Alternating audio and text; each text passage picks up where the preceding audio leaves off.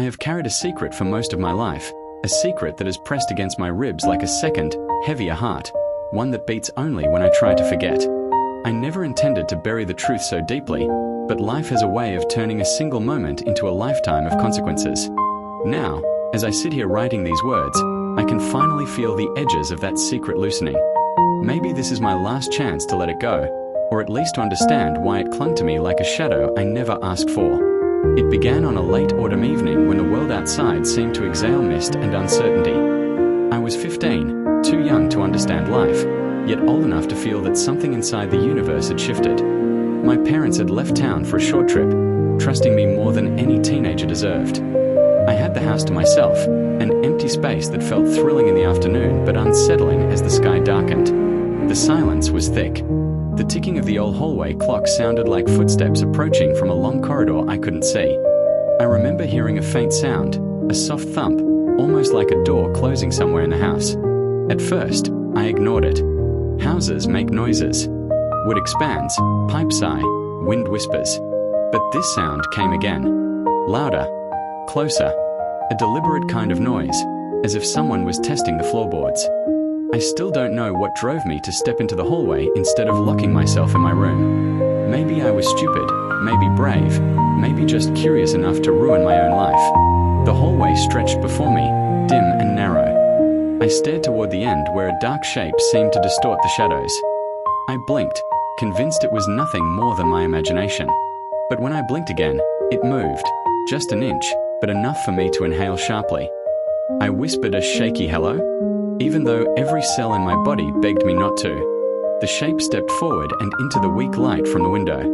It was a man, or rather, the outline of one, tall, unfamiliar, standing completely still as if he were a statue that had suddenly appeared in my house. My legs trembled so violently I thought I would fall. He didn't speak. He didn't approach. He simply raised one finger to his lips, telling me to stay silent. That single gesture carved itself into my memory so deeply that even now, decades later, I can recall the exact angle of his hand. I wanted to scream, but the air around me felt too thick to enter my lungs. He whispered something then, a short phrase I couldn't fully understand. It sounded like "don't follow the noise," though I still can't be sure. And then, just as suddenly as he had appeared, he stepped backward into the darkness and vanished as if the shadows swallowed him whole. I rushed forward, flipped every light switch I could find, and checked every room, every corner, every closet. Nothing. No trace of him. No footprints. Not even a disturbed rug. I told myself later it must have been a hallucination. Stress. A trick of the light. But deep down, I knew better. Someone had stood in front of me. Someone who didn't belong. When my parents came home the next day, I almost told them. The words hovered at the tip of my tongue, but something, fear, confusion, shame, sealed my mouth shut. I was scared they would think I was unstable or, worse, that they would treat me as fragile. So I kept the secret. And the secret kept me. The years passed, but the memory didn't fade. On the contrary, it grew sharper, as if refusing to die. At night, lying awake, I replayed the scene like a movie with no ending. Sometimes I convinced myself he was a burglar who got scared and ran. Other nights, I believed he was something else entirely. A warning, a vision, a ghost of someone not yet gone. I didn't know, and that not knowing gnawed at me. By the time I entered college, the secret had shaped me more than I realized. I avoided dark hallways, hated silence, and always felt watched even when I knew logically no one was there. I couldn't concentrate in class. My friends thought I was just anxious or introverted. I never corrected them. That was easier than explaining the truth. Then one afternoon during my second year, something unexpected happened that cracked open the past once again. I was sitting in a philosophy lecture when the professor quoted a line from an obscure journal article. At the end of the quote, he mentioned the author's name, a name that punched the air from my lungs. Daniel Mercer. That was my father's old friend.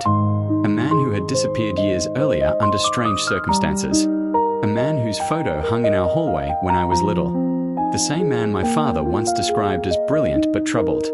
The same man whose height, posture, and silhouette matched the figure I had seen in the hallway all those years ago. I didn't hear a single word after that. As soon as class ended, I hurried to the library. I searched for the article, hands shaking so badly I could barely type. When I found it, I scanned the pages until one sentence stopped me cold. Reality, like memory, distorts itself to protect us from truths we are not ready to face. I stared at that sentence for what felt like an hour. Something inside me cracked open. The image of the man in the hallway sharpened in my mind. The high cheekbones, the narrow shoulders, the way he held his finger to his lips. It all matched. But why would he have been in my house? Why appear to me and disappear? Why warn me? I needed answers. So I did something reckless. I went home for the weekend and asked my father about Daniel. At first, he seemed surprised, then uneasy. He said Daniel had suffered from episodes of paranoia, had talked about strange visions, had disappeared without a trace. "We don't know what happened to him," my father said, his voice heavy. "Sometimes I think he was running from something only he could see." His words didn't comfort me. They made everything worse. 4 weeks I obsessed. I searched newspapers, police reports, online records, anything related to Daniel. Most articles called him missing. One called him unstable. None mentioned a teenage girl seeing him in her hallway. I didn't sleep. My grades fell. I felt the secret tightening around my throat again. But the real breaking point came a few months later when I heard the noise. The same noise. I was studying in my apartment late at night when a soft thump echoed from the kitchen. My blood froze. Slowly, I stood up, every muscle tense. The room seemed to darken around the edges. The sound came again, deliberate, measured, like someone shifting their weight on the tiles. I took one step toward the hallway before something inside me screamed, "Don't." That was when I remembered the man's words, or what I thought they were. Don't follow the noise. For the first time in years, I obeyed. I backed away, locked my bedroom door, and waited. Minutes passed, then hours. Nothing else happened. No footsteps, no shadowy figure, only silence. In the morning, everything looked normal. But the message was clear. The secret wasn't done with me. I tried therapy, meditation, writing journals. Nothing helped. It was like living with a ghost whose name I couldn't say and whose shape I couldn't fully see. Years went by. I graduated, found a job, moved to another city. And still the secret followed, not loudly, but persistently, like a faint hum you can't unhear once you notice it. I never saw the man again, but sometimes I felt him, the way you feel someone looking at you from across a room. The sense of being observed. Not maliciously, but purposefully. The truth arrived unexpectedly, almost casually, the way life often hands out clarity, not with thunder, but with a whisper. I had returned home to help my parents clean the attic.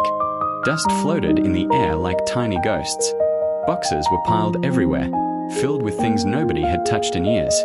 While sorting old papers, I found a sealed envelope labeled only with my name. The handwriting was unmistakably my father's. My heart thudded painfully as I tore it open. Inside was a single sheet of paper and a photograph. The photo was of me at 15, standing in the very hallway where I'd seen the man. But the picture captured something else, too. A faint silhouette behind me. The same silhouette. The same shape. It wasn't a memory. It wasn't a hallucination. It had really happened. Someone had taken this picture. Hands trembling, I unfolded the paper. My father's letter was short but devastating. He confessed that on the night I was alone, he and my mother had returned early and found Daniel in our house. Daniel had been unstable, frightened, talking about shadows and warnings. He claimed he had come to protect me from something he couldn't name. My father tried to reason with him, but Daniel panicked and slipped away into the woods. They searched for hours but found nothing. My father kept it from me out of fear of traumatizing me further. He also hid the photograph, a picture Daniel had taken moments before he fled. "I thought I was shielding you," the letter said, "but I realize now I only burdened you more." I stared at the photo again, my younger self frozen in a moment she never understood, while behind her a man tried desperately to communicate something only he could sense. Maybe he was warning me. Maybe he was asking for help. Maybe he was simply lost. I cried harder than I had in years, not out of fear, but out of relief. The secret was no longer a shapeless shadow. It had a name, a reason, a story. Daniel hadn't been a ghost or an intruder. He was a frightened man trying to warn the only person in the house, me, and I had carried that moment like a wound my whole life. Now, as I write this, my hands still tremble. Not from fear, but from release. I will never know what exactly Daniel saw that night, or what he meant to tell me. But I know at last that I wasn't imagining it. The truth had been hidden, but it was real. The secret that tormented me for years has finally been given light. And secrets, once exposed, can finally stop haunting you. I don't know how long I sat on the attic floor after reading my father's letter. Time didn't feel real in that moment. It was like the past and the present folded together, pressing on me from both sides. Dust floated in the sunlight like tiny fragments of the truth I had been avoiding for years. My hands shook as if they were trying to let go of something heavy that no longer needed holding. But the worst part came when I lifted the photograph again and looked closer, truly looked, without fear, without denial, without the childish hope that it was all a misunderstanding. There, in the blurred background behind my 15-year-old self, stood Daniel. Not a shadow, not a hallucination, a real man. His face wasn't fully visible, but the outline of his jaw, the slope of his shoulders, the way he leaned slightly forward as if listening for something only he could hear, it was him. And something else became clearer. The expression, even in blur, wasn't threatening. It was desperate, fearful, protective, as though he was caught between warning me and hiding from something larger than both of us. For a long time, I had blamed myself for being weak, for imagining things, for letting a single moment shape my life. But looking at this picture, I realized I wasn't the one who brought the secret into our house. It was already there. Daniel had simply been the only one brave or unstable enough to confront it. When I finally went downstairs, still holding the photograph, my parents looked at me with a mix of guilt and fear. They had always been strong, steady, the kind of people who could fix anything with calm conversation or quiet determination. Seeing them so fragile unsettled me more than the secret ever had. "Why didn't you tell me?" I asked, though my voice came out softer than I intended. Not angry, just tired. My father looked down at his hands that had always seemed so capable. "You were a child," he said. "You were terrified already. And Daniel, he wasn't well. I didn't want you to grow up with that image of him. He was my friend." My mother wiped at her eyes. "We thought we were protecting you, but we didn't think about what your imagination would do without answers." It was strange. For years I had imagined this conversation filled with shouting, accusation, a dramatic confrontation. Instead it felt quiet, hollow, like a long overdue confession spoken in low voices so the walls wouldn't hear. I asked the question that had burned inside me for more than a decade. "Did you ever find him?" My father hesitated before shaking his head. "No. The police searched for days. His car was found near the old quarry. But him, no. It was as if he vanished into thin air." A chill ran through me, though the attic had been colder. "But you saw him that night, in the house." My father's eyes met mine then, and for the first time I saw fear in them, not a fear of Daniel, but of the unknown he had represented. "Yes," he whispered, and he kept saying he had to warn you. That something was coming, something only he could sense. I didn't believe him. I thought he was having an episode. But now I don't know. Something inside me shifted. For years, I had been running from that night, from that shape, from the feeling of being watched. But maybe the fear was never meant for me. Maybe the warning wasn't about danger lurking in my house. Maybe it was about danger lurking in him, in his mind, in his future. Maybe I was the last person he trusted to see him before he completely disappeared. Later that night, long after my parents had gone to bed, I sat alone in the kitchen with the photograph laid out on the table like a puzzle piece. The house felt different now, quieter, yes, but also lighter, as if the walls themselves were relieved that the truth had finally been spoken aloud. I traced the edges of the photo with my finger, memorizing every shadow, every blurred line. For years, the secret had felt like a monster crouched behind me, breathing down my neck.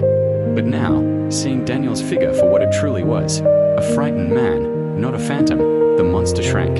It became a memory, a tragedy, something human. Still, questions gnawed at me. Why had Daniel chosen me? What had he been running from? Why did he vanish that night?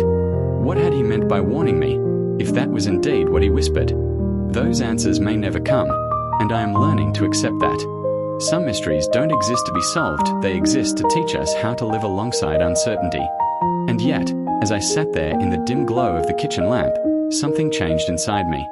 A quiet resolve. For the first time, I didn't feel afraid of the shadows. I didn't feel chased. Instead, I felt connected. Not to a ghost, but to a person who had once needed help and didn't know how to ask. A person who had slipped through the cracks of his own mind and ended up in the last place he believed he could be understood. I picked up the photograph one last time before sliding it back into the envelope. I didn't hide it. I didn't bury it away like my father had. I placed it in the drawer beside my bed, not as a reminder of fear, but as a symbol of truth reclaimed. The truth that secrets lose their power when they're spoken, that silence is where monsters grow, and that sometimes the thing haunting us is simply a part of the past asking to be seen. That night, for the first time in years, I slept without waking in the darkness, without hearing phantom footsteps in the hallway, without feeling that familiar weight on my chest. I dreamed of nothing, which, for me, was the sweetest dream of all. In the morning, as sunlight spilled across my pillows, I felt lighter, almost unfamiliar to myself. The secret that had tormented me for so long didn't vanish. It settled. It found its place. And I finally understood that closure doesn't come from unraveling every hidden thread. Closure comes from choosing to stop running. I don't know if Daniel is still out there somewhere, or if he disappeared into a silence deeper than memory. But wherever he is, I hope he found the peace that took me half a lifetime to reach. As for me, the shadow in my hallway is gone. Not because the house changed, but because I finally turned around and faced it. And in that moment, the secret stopped being a curse. It became a story. One I can finally tell that this is the end of my story. Stay with me, subscribe, and see you again.